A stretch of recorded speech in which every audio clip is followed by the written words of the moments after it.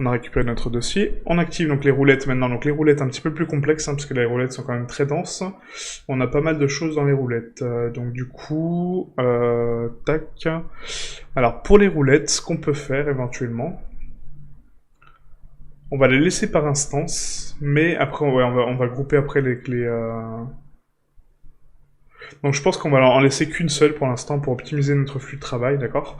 Et après on les replacera une par une quand on en aura besoin, d'accord? Donc je supprime toutes mes roulettes.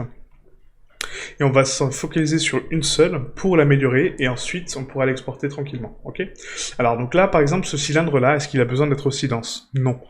Donc on va ici décimer la géométrie, mais si je la décime, bah forcément, ça m'enlève, vous voyez, ma structure globale. Hein. Donc moi, c'est pas ce que je veux. Donc du coup, je veux juste un cylindre plus clean que ça. Donc on va faire...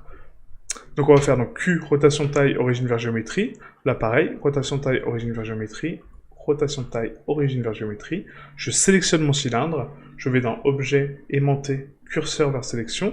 Donc j'aimante mon curseur, excusez-moi encore une fois. Hop, curseur vers sélection. Et là, je vais créer donc un nouveau cylindre. Shift A, Mesh, cylindre. Et là, je vais réduire donc le nombre de vertex, d'accord? Donc avant de modifier votre objet, très important, modifier le nombre de vertex qui est ici. Donc là, on va passer à 16, d'accord? Donc maintenant, je vais le scale à 0.01, voilà.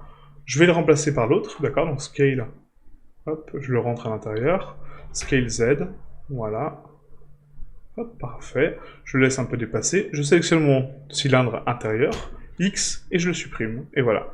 J'ai divisé la géométrie par 2, d'accord? Donc encore une fois, évitez de mettre de la géométrie là où il en faut pas, d'accord? Là, je sais que j'ai besoin quand même d'une surface lisse et plane, et encore, j'aurais pu mettre un cube, on verrait même pas la différence, parce que du coup, c'est trop loin, et c'est en dessous d'une structure, mais voilà, d'accord? Là, c'est vraiment pour un mesh high poly, entre guillemets, haute résolution, qui est quand même propre, mais la géométrie peut être remplacée par plein d'autres choses, en fait, hein, d'accord?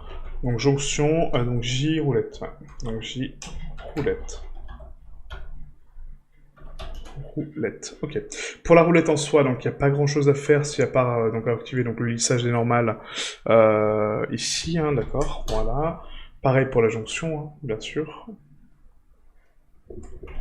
Voilà. On aurait même pu descendre bien plus bas avec le cylindre, mais bon. Là, encore une fois, c'est pour vous montrer. C'est pas très grave. Ce cylindre-là, pareil, donc la jonction donc, de ma roulette, on peut aimanter, encore une fois, objet, aimanter, curseur vers sélection, Shift A, Mesh, cylindre, qu'on tourne à 90, mais après, on va changer donc le nombre ici à 8, d'accord? Donc 8 vertex.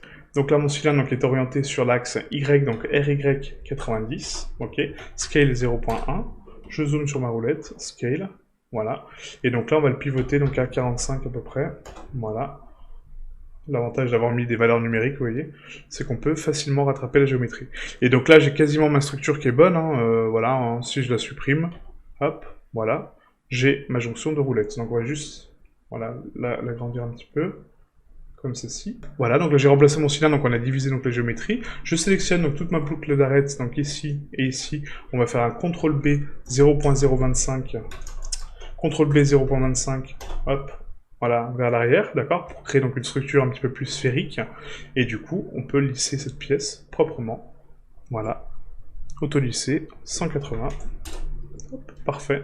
Et là, on voit que ma structure est clean, d'accord?